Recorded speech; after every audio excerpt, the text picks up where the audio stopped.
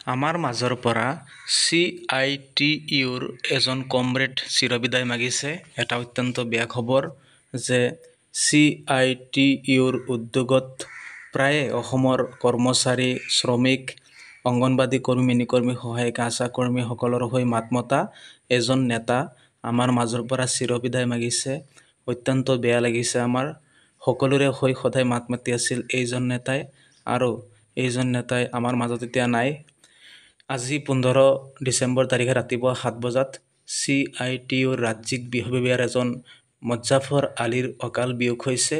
আমিনগাঁও অঞ্চলত CITUৰ প্ৰতিষ্ঠা কৰাৰ বাবে অগ্ৰণী ভূমিকা লোৱা নিষ্ঠাৱান কৰ্মীজনৰ মৃত্যু CITUৰ বাবে এক ডাঙৰ ক্ষতি। আজি খন্তেক সময় পূৰ্বে CITUৰ ৰাজ্যিক কমিটিয়ে CITUৰ নেতা কমৰেড মুজাফৰ আলীক সমবেদনা আৰু শ্ৰদ্ধা নিবেদিছে।